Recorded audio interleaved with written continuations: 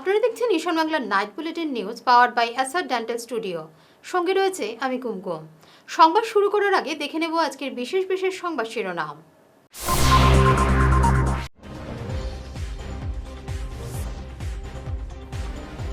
শিলংয়ে অসমের গাড়ি লক্ষ্য করে ভাঙচুর এবং হামলার ঘটনায় ক্ষোভে ফুঁসছে বিভিন্ন সংগঠন।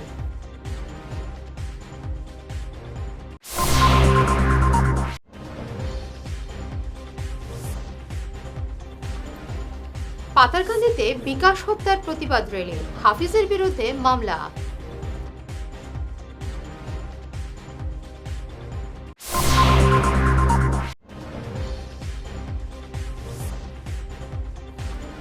দল ত্যাগের পর বহিষ্কার কেন, গৌরবের বিরুদ্ধে তোপ শামসুরের।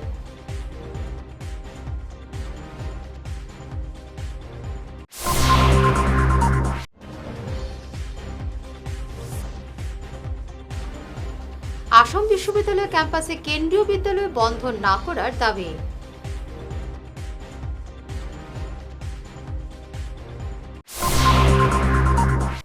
শুরু করছে বিস্তারিত ঈশান বাংলা নাইট বুলেটিন নিউজ। শিলংয়ে অসমের গাড়ি লক্ষ্য করে ভাঙচুর এবং হামলার ঘটনায় ক্ষোভে ফুঁসছে অসমের বিভিন্ন সংগঠন। বিরোধী রাজনৈতিক নেতারাও এই ঘটনার তীব্র প্রতিবাদ জানিয়েছেন। শিলংয়ে খাসি ছাত্র ইউনিয়নের কালো পতাকা বাইক র্যালিকে কেন্দ্র করে তুমুল তাণ্ডব চালানো হয়। অসমের বিভিন্ন গাড়ি লক্ষ্য করে হামলা চালানো হয়। বহু পর্যটকের গাড়ি ভাঙচুরও করা হয়। খাসি ছাত্রদের এমন তাণ্ডবে শিশু এবং মহিলা সহ বহু মানুষ আহত হয়েছেন। তারা এখানেই থেমে না থেকে নেতাজি সুভাষচন্দ্র বসু এবং স্বামী বিবেকানন্দের মূর্তির কাঁচও ভাঙচুর করা হয়। জোড়াবাটে পশ্চিম গারো হিলসের অতিরিক্ত পুলিশ সুপারের গাড়ি আটকে দেয় প্রতিবাদকারীরা। এমন ঘটনার কড়া সমালোচনা করে দোষীদের কঠোর শাস্তি দাবি করেছেন লুরিনজ্যোতি গগৈ সহ অনেকেই। অসমের বিভিন্ন সংগঠন শিলংয়ের এই ঘটনার প্রতিবাদে রাস্তায় নেমেছে। বাজারিছড়া জিপির ছাগলমুয়া গ্রামের বাসিন্দা তথা বিজেপির বুথ সভাপতি বিকাশ ধরের নৃশংস খুনের সিবিআই তদন্তের দাবিতে উত্তাল হল পাতারকান্দি। বৃহস্পতিবার পাতারকান্দি এবং লোয়ারপুয়া বিজেপি মণ্ডলের উদ্যোগে বিশাল পদযাত্রা রাজপথ কাঁপায়। রেলি সার্কেল অফিসে যাওয়ার পর এক প্রতিনিধি দল মুখ্যমন্ত্রী হিমন্ত বিশ্ব শর্মার উদ্দেশ্যে 5 দফা দাবিতে স্মারকপত্র তুলে দেন সার্কেল অফিসারের হাতে। সেই সঙ্গে সামাজিক মাধ্যমে করিমগঞ্জ লোকসভা আসনে প্রতিদ্বন্দ্বিতা করা আইনজীবী হাফিজ রাশিদ চৌধুরীর উস্কানিমূলক মন্তব্যের জন্য তার বিরুদ্ধে থানায় এফআইআর দায়ের করা হয়। প্রশাসনের কাছে আমরা পাথারকান্দি সিডিসির মাধ্যমে মাননীয় মুখ্যমন্ত্রী মহোদয়ের নিকট আমরা একটা মেমোরেন্ডাম দাখিল করেছি। ওই মেমোরেন্ডাম আমরা উল্লেখ করেছি প্রশাসনের মাধ্যমে দোষী 6 জন এখন পর্যন্ত আটক করেছেন। আমরা খবর পাই, শুনতে পাই যে এখনও যারা এই খুনের সঙ্গে জড়িত তাদেরকে এখনও ধরা হয়নি বলে আমরা শুনেছি। তাই আমরা প্রশাসনের কাছে আমরা আজকে লিখিতভাবে একটা মেমোরেন্ডাম লোয়ারপুয়া মণ্ডল এবং পাথারকান্দি মণ্ডলের কার্যকর্তারা মিলে আমরা এখন দিয়ে এসেছি। এরপর আমরা এখন পাথারকান্দি থানাতেও একটি এফআইআর দিয়েছি। এই এফআইআরের কারণটা আমার এখানে বক্তারা যেভাবে বলেছেন আপনারা নিশ্চয়ই অবগত আছেন। এই যে বিকাশ দরের ঘটনা এবং 2 বছর আগে আমাদের লোয়ারপুয়া বাগানের একটা ছেলের ঘটনা, আর কয়েক বছর আগে নূরখা গ্রামে একটা ঘটনা, কয়েক বছর আগে পাথারকান্দিতেও একটা ঘটনা। সেই সময় এই ঘটনা ঘটার পরে ঘটনার পরবর্তী যে ছবিটা ছিল আজকের দিনে এই ছবি নেই। তার জন্য আমি সবাইকে আমরা কার্যকর্তা এবং জনগণকে আমরা ধন্যবাদ জানাই এবং প্রশাসনকেও ধন্যবাদ জানাই। অতি অল্প সময়ের মধ্যে দোষীদেরকে ধরে সবাইকে একটা সুযোগ সন্ধানীরা যেভাবে মায়াকান্নার ডাক দিয়েছেন, যারা কথাগুলা বলেছেন ওনারা উচ্চ শিক্ষায় শিক্ষিত, বয়সেও আমরা থেকে অনেক বড়, কিন্তু তাদের যে ফেসবুকের মাধ্যমে এই বয়সে যেগুলো কথা কওয়া হয় এই কথাগুলোতে বর্তমান প্রজন্মের কাছে কিন্তু এই পুনরাবৃত্তি বিগত দিনের ঘটনাগুলা স্মরণে আই যায়। সেই দিন তারা কি করেছিল, আজকে কিগুলা বলে। তার জন্য আমরা ওই ধরনের ব্যক্তিগুলাকে, বিশেষ করে হাফিজ রশিদ আহমেদ। অসম বিধানসভা নির্বাচনের আগে কংগ্রেস দল ছেড়েছে। নির্বাচনের 4 মাস পর দলবিরোধী কাজের অভিযোগে 6 বছরের জন্য বহিষ্কারের নোটিশ ধরানোয় এপিসিসি সভাপতি গৌরব গগৈর বিরুদ্ধে তোপ দাগলেন শিলচর জেলা কংগ্রেসের পদত্যাগী সহসভাপতি শামসুর রহমান চৌধুরী উর্ফে জন।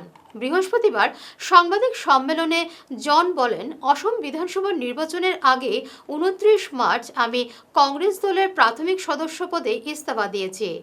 ডিসিসিতে রেজিগনেশন লেটার সাবমিট করার রসিদ আমার কাছে আছে। যেহেতু আমি দল ত্যাগ করেছি, তখন 6 বছরের জন্য বরখাস্ত করার কারণ কি? এই প্রশ্ন তুলে তিনি গৌরবের বিরুদ্ধে আইনি পথে হাঁটার হুঁশিয়ারি দিয়েছেন। 12 জন রয়েছি। আমরা বিগত নির্বাচনের পূর্বে আমরা অলরেডি রেজিগনেশন রিসিভ করিয়ে কংগ্রেসের প্রাইমারি সদস্য পদ থেকে আমরা রেজিগনেশন দিয়ে দিয়েছি।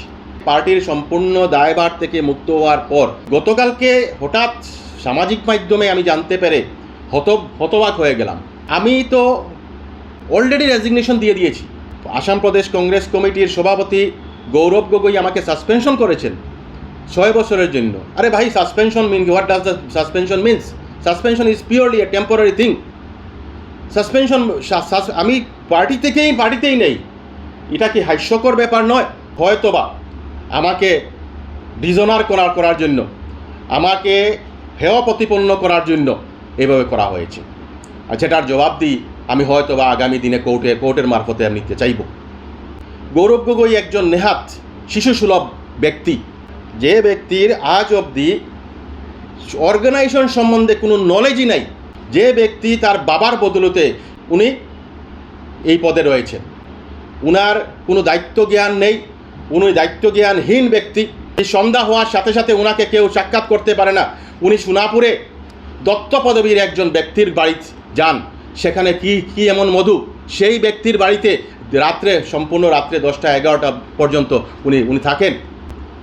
কারণ কি? দুটা কারণ হতে পারে। Either he has some illegitimate relationship with the persons with the family members of with any of the family member of Mr. Dotto, or he want to collect the information of collection of money, how much Mr. Dotto has collected. Assam বিশ্ববিদ্যালয়ের ক্যাম্পাসে অবস্থিত central school বা কেন্দ্রীয় বিদ্যালয় বন্ধ করে দেওয়ার যে উদ্যোগ নেওয়া হয়েছে তার তীব্র বিরোধিতা করলেন ওই স্কুলের অভিভাবক এবং পড়ুয়ারা। আজ আইরুংবাড়াতে এক সভায় মিলিত হয়ে তারা এ ধরনের উদ্যোগ না নিতে বিশ্ববিদ্যালয় কর্তৃপক্ষের কাছে আবেদন জানিয়েছেন। গত 10 বছর থেকে এই সেন্ট্রাল স্কুলে স্থানীয় অনেকেই পড়াশোনা করেছেন। হঠাৎ করে এ ধরনের সিদ্ধান্ত এলে তাদের শিক্ষা জীবনের সমাপ্তি ঘটতে পারে, এমনটাই আশঙ্কা করছেন অভিভাবকরা। তারা যে কোনো অবস্থায় স্কুল বন্ধ না করার দাবি জানিয়েছেন। ইউনিভার্সিটির অনারেবল ভিসি আমাদেরকে অভিভাবকদেরকে দেখেছিলেন। আমরা 20-25 জন গেছিলাম, আমাদের সঙ্গে আধা ঘন্টার মতো সময় দিয়েছিলেন। উনিও নির্দ্বিধায় বললেন যে আমি মজবুর, কেবি আমাকে বন্ধ করতেই হচ্ছে। ফান্ডের অভাব, আমি আর কেবি চালাতে পারবো না। উনিও কেবির খুব প্রশংসা করলেন যে ভালো স্কুল, ওনার স্ত্রীও কোন কেবিতে টিচার, ওনার মেয়েরাও কেবিতেই পড়াশোনা করেছেন। কিন্তু আমি মজবুর, আমি আর চালাতে পারছি না। যদি আপনারা পারেন ফান্ডের ব্যবস্থা করতে কিংবা ডাইরেক্ট কেবিএসেও যদি চালায় আমার কোনো আপত্তি নেই। সুন্দর খোলাখুলি বলেছেন। প্লাস আমরা ডেপুটি রেজিস্ট্রার রাজস্বী চক্রবর্তীর সঙ্গে উনিও ছিলেন, উনিও বললেন যে আপনারা দেবাশিস চক্রবর্তী, উনিও বললেন যে আমাদের কিছু করার নাই, আপনারা যদি আন্দোলনেও যান আমরা হয়তো মঞ্চে গিয়ে আন্দোলন মঞ্চে বসতে পারবো না, কিন্তু যা সহযোগিতা লাগে আমরা করব। তখন আমরা বুঝে গেলাম পরিস্থিতি। কিন্তু একটা প্রশ্ন, এনআইটিতে যে কেবি চলছে সেটাও প্রজেক্টের স্কুল, সেটাও 10 বছর বা 5 বছর এগ্রিমেন্টের মাধ্যমে হয়, সেটা চলতে পারে, আমাদেরটা চলতে পারে না। আর সরকার তো শিক্ষার বিস্তারে অনেক বড় বড় প্রকল্প নিচ্ছেন। আমরা দেখছি যেমন রাজ্য স্তরে জেলায় জেলায় মেডিকেল কলেজ করার প্রকল্প চলছে। একটা কেবি আজকে এই 20 কিলোমিটারের মধ্যে একটা কেবি, ওটা আর অত বড় কি যে ওটাকে বন্ধ করে দিতে হচ্ছে, এটা বড় সাংঘাতিক কথা। আর এখানে 500-র মতো স্টুডেন্ট পড়ে, 500-র মতো বাচ্চারা পড়ে, এর মধ্যে 100-এর উপরে আছে আরটি, বিপিএল এইসব ক্যাটাগরি যাদেরকে কোনো ফিস দিতে হয় না। স্কুলটা যদি বন্ধ হয়ে যায় তাহলে এই সাধারণ গরিব পরিবারের বাচ্চাদের কি অবস্থা হবে? আর আমরাও নিম্ন মধ্যবিত্ত পরিবারের এটা একটা মস্ত বড় সাশ্রয়, আমাদের একটা আশ্রয়, আমাদের একটা ভরসা যে এখানে অল্প পয়সাতে বাচ্চারা ইংরেজি এবং হিন্দি শিখতে পারছে। গোষ্ঠীর সংঘর্ষে অগ্নিগর্ভ মণিপুরে আগে ন্যাশনাল রেজিস্টার অফ সিটিজেন অর্থাৎ এনআরসির করার দাবিতে মহিলারা আন্দোলনে নেমেছেন। বিভিন্ন মহিলা সংগঠনের সাফ কথা, আগে এনআরসি সম্পন্ন করে পরে সেন্সাস বা লোকগণনা করতে হবে। মণিপুরের মহিলাদের এই আন্দোলনের কিছুটা প্রভাব পড়েছে কাছাড় জেলায়ও। মণিপুরি মহিলা সংগঠনের অভিমত, এনআরসি হলে বহিরাগতদের শনাক্ত করা সম্ভব হবে, কেননা এই রাজ্যে মায়ানমার, বাংলাদেশের নাগরিকরা অবৈধ অনুপ্রবেশ করে বসতি স্থাপন করছে, যার ফলে মণিপুরের পরিস্থিতি স্বাভাবিক হচ্ছে না। হিংসাত্মক কার্যকলাপের পেছনে মদত রয়েছে বহিরাগতদের। এবারে নিচ্ছি সামান্য একটু বিরতি, সঙ্গে থাকুন। চিকিৎসা সংক্রান্ত একটি বিশেষ ঘোষণা। দক্ষিণ ভারতের বেঙ্গালুরু হোয়াইটফিল্ডের মণিপান হসপিটালের বিশিষ্ট চিকিৎসকেরা প্রতি মাসে রোগী দেখতে আসছেন শিলচরে। নিউরোলজি এবং নেফ্রোলজি বিশেষজ্ঞ এই ডাক্তারদের কাছ থেকে চিকিৎসা নিতে পারবেন আপনি। ডক্টর নিশ্চুত এস, যিনি নিউরোসার্জারি ও ইন্টারভেনশনাল নিউরোলজির বিশেষজ্ঞ, এবং ডক্টর শশাঙ্ক এস ধারেশ্বর, যিনি নেফ্রোলজির বিশেষজ্ঞ, তারা দুজনেই রোগী দেখতে আসছেন। মেরুদণ্ড ও ব্রেন টিউমার, ঘাড় ও পিঠের ব্যথা, মাথা ব্যথা, স্ট্রোক, প্যারালাইসিস এবং কিডনি প্রতিস্থাপন, তীব্র কিডনি রোগ সহ বিভিন্ন জটিল সমস্যার চিকিৎসায় এখনই পরামর্শ নিন। আগামী 23শে আগস্ট রবিবার দুপুর 2টো থেকে এবং 24শে আগস্ট সোমবার সকাল 8টা থেকে 12টা পর্যন্ত শিলচর রাঙিরখাড়ি পয়েন্টে বায়োমেড পলিক্লিনিক অ্যান্ড ডায়াগনস্টিক সেন্টারে রোগী দেখা হবে। বিস্তারিত জানতে ও সময় বুক করতে স্ক্রিনে দেওয়া নম্বরে যোগাযোগ করুন। স্বপ্নের হুন্দাই এখন হাতের নাগালে।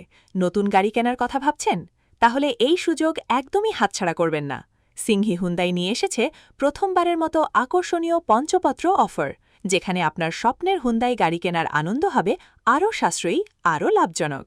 বিশ্বমানের প্রযুক্তি, অত্যাধুনিক সেফটি ফিচার, শক্তিশালী বিল্ড কোয়ালিটি, স্টাইলিশ ডিজাইন এবং অসাধারণ পারফরম্যান্স, সবকিছু মিলিয়েই হুন্দাই আজ লক্ষ লক্ষ ভারতীয় পরিবারের প্রথম পছন্দ।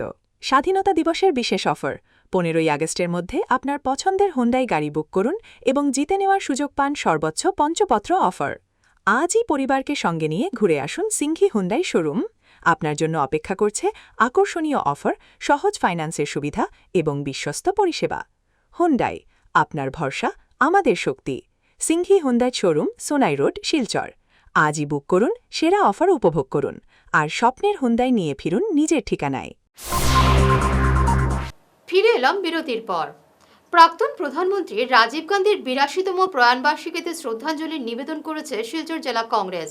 বৃহস্পতিবার ইন্দিরা ভবনে এ উপলক্ষে আয়োজন করা হয় আলোচনা সভা।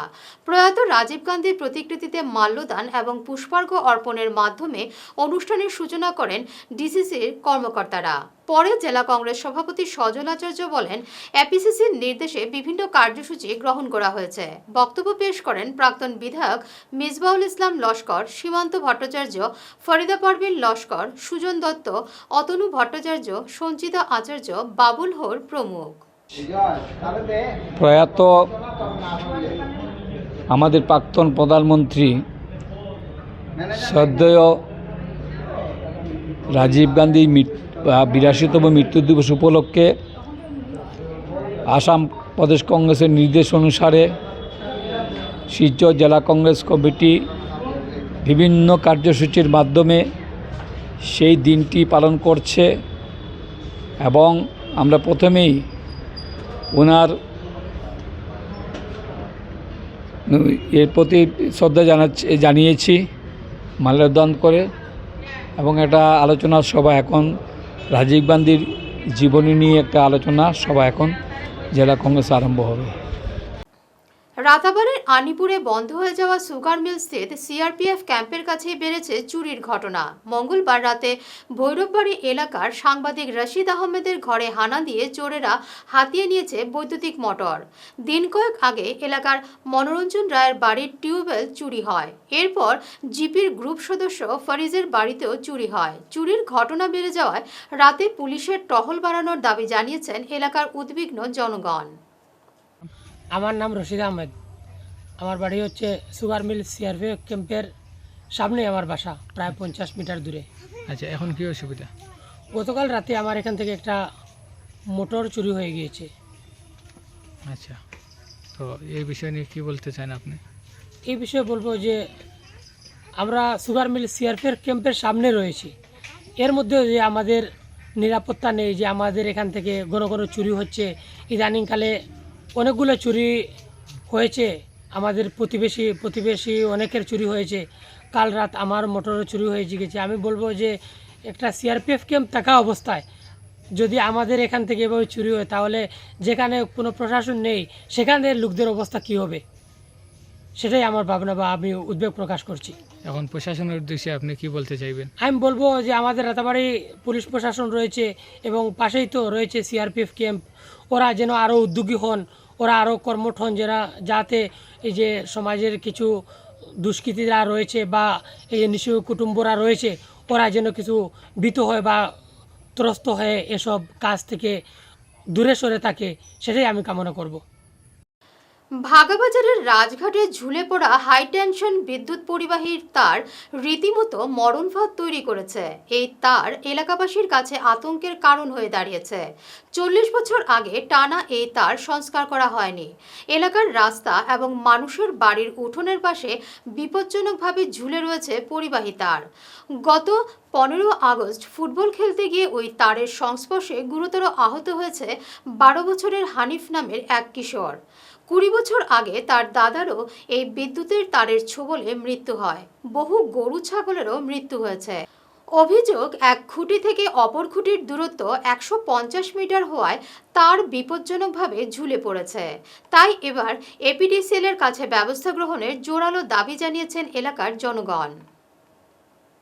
এসডিও স্যার আসলা, যেই স্যার আসলা তান্ডে লইয়া আমরা বইয়া বহু সময় আমরা আলাপ আলোচনা হয়েছে। ওইতে গেলে আমরা এখানেও কইছি যে আমরা এই রাজঘাট গ্রামর যে কারেন্টর ব্যাপার লইয়া আজ দীর্ঘদিন থেকে আমরা ভুক্তভোগী আছি।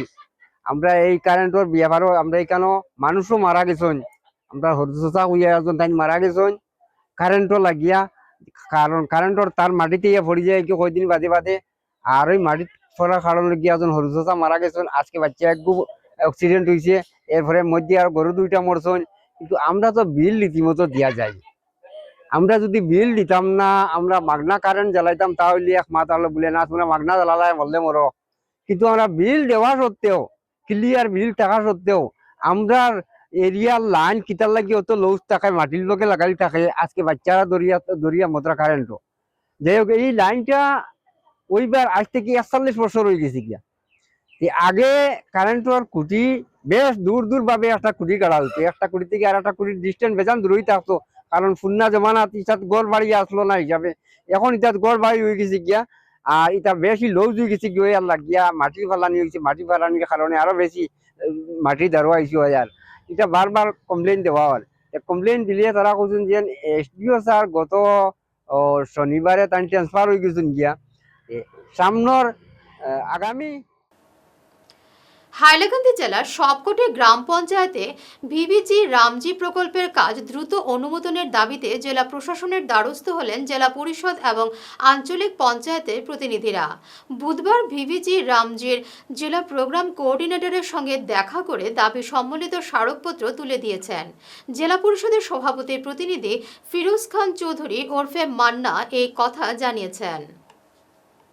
আজকে আমরা জেলা পরিষদ কনফারেন্স হলো। আজকে প্রথমে আমরা একটা নবজেলা মিটিং করছি। আমার জেলা পরিষদ ভাইস চেয়ারম্যান আসলা, জেলা পরিষদের মেম্বার সবাই আসলা, বাকি সব ব্লকের হাইলাকান্দি ডিস্ট্রিক্টে যে 5টা ব্লক আছে ব্লক প্রেসিডেন্ট বা প্রতিনিধি যারা আসলা এরাও উপস্থিত আছে। আমরা একটা আলোচনা করছি যাতে পঞ্চায়েতের আজকে 1 বছর হয়ে আসার আজকে মেইন যে পঞ্চায়েতের যেটা স্কিম আছে ভিপিজি রামজি, ওটা আমরা ডিসি মহোদয়ের লগে আলাপ করছি যাতে এটা অতি সত্তর করা লাগে। আজকে গ্রামের মানুষের রোজগার পান না, মানুষের যে অবস্থা, হাহাকার অবস্থা সমস্যা, ওটার ব্যাপারে দীর্ঘক্ষণ তার লগে আলোচনা হয়েছে। এরপরে টাইটার ব্যাপারে আলোচনা করা হয়েছে, যাতে জলের সমস্যাটা কিরকম শেষ করা যায়। হাইলাকান্দি ডিস্ট্রিক্টে বিভিন্ন স্কিম আছে, নন ফাংশনাল স্কিম আছে, এই ধরনের চালু করা যায়। বা অত্যন্ত আশ্বাস পাইছে ডিসি মহোদয়ের কাছ থেকে। বা আইওয়ের ব্যাপারে আলাপ হয়েছে, যাতে গ্রামে আজকের দিন মানুষের গোয়ার পর PMY যেটা গ্রামের মানুষের যেটা গোর আছে, এটার ক্ষেত্রে দীর্ঘক্ষণ আলোচনা হয়েছে। তাহলে আমরা কইছি যে আজকে যে হাইলাকান্দি ডিস্ট্রিক্টের যে ব্লক আছে, ব্লকও যে PMY গোর দেওয়ার অত্যন্ত তার দৃষ্টি রাখার লাগে। যারা স্টাফ আছে GPC এরার ব্যাপারেও তার লগে আলাপ হয়েছে। তো ওটাও রাখবো আহ্বান, যাতে আগামী দিনও আমরা আশ্বাস আছে, ডিসির মধ্যে আশ্বাস দিচ্ছে, আমরা দিয়েছি। বা আগামী দিনও আমরা গার্জিয়ান মিনিস্টারের লগে দেখা করবো। হাইলাকান্দি যে 2 বিধায়ক আছেন তারা লইয়া আমরা CMর লগে দেখা করবো। আর PNRD মিনিস্টার আছেন, বিশেষ করে তার লগে আমরা আগামী সপ্তাহে। নাবালিকা নির্যাতনের দায়ে অভিযুক্ত এল বীরলাল সিংহকে অবিলম্বে গ্রেফতারের দাবিতে সুনাই থানায় FIR দায়ের করেছে all Assam Meitei women protection and development কমিটির মহকুমা শাখার কর্মকর্তারা। কমিটির সভানেত্রী সাবিত্রী দেবী এবং তার দলের সদস্যরা বৃহস্পতিবার FIR দায়ের করেছেন। এতে অভিযোগ করা হয়েছে, গত 28 জুন 15 বছরের এক কিশোরীকে যৌন হেনস্থা করে ওই অভিযুক্ত।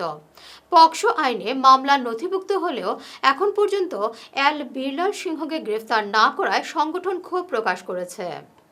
বদরপুর 5 গ্রাম মণ্ডল কমিটি আয়োজিত এক বিশেষ যোগদান সভায় বিধায়ক কমলাক্ষ দেবপুরকাস্ত স্পষ্ট জানিয়েছেন যে বাহুবল বা ক্ষমতার দাপট দেখিয়ে নয়, বরং জনগণের মানুষের অধিকার এবং সংস্কৃতিকে সঙ্গে নিয়ে বিজেপি এগিয়ে চলেছে।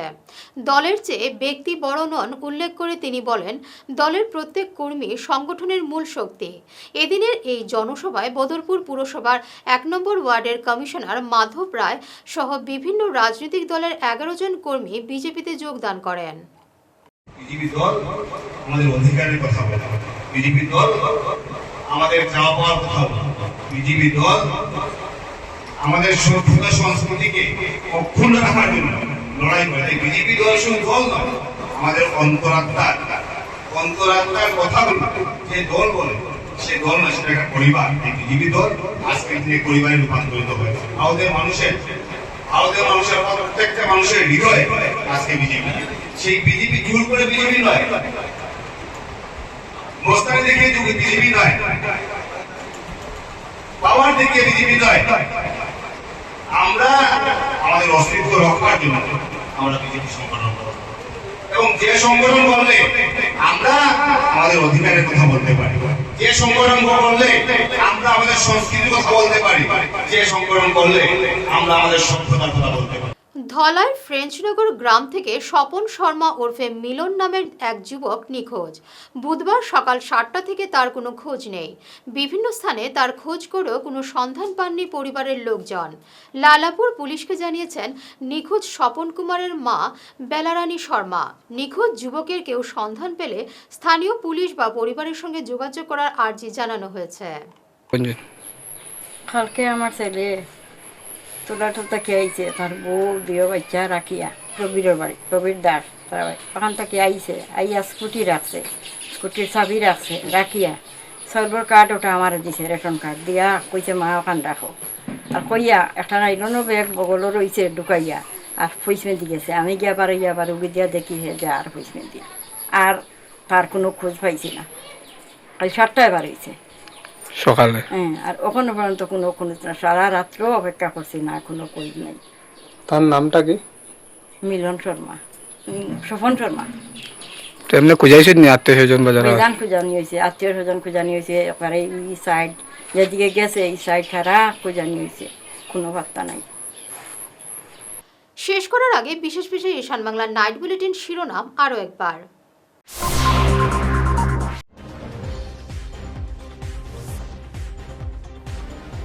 শিলংয়ে অসমের গাড়ি লক্ষ্য করে ভাঙচুর এবং হামলার ঘটনায় ক্ষোভে ফুঁসছে বিভিন্ন সংগঠন।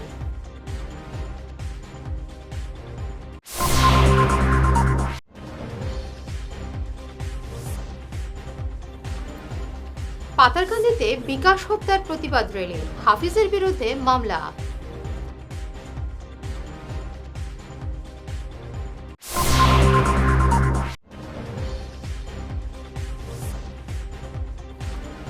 দল ত্যাগের পর বহিষ্কার কেন? গৌরবের বিরুদ্ধে তোপ শামসুরের।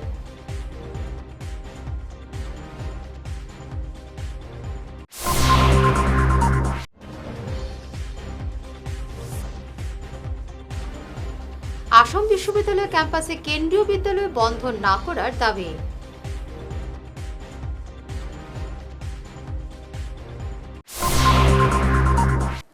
এখনকার মতো ঈশান বাংলা নাইট বুলেটিন নিউজ এই পর্যন্তই।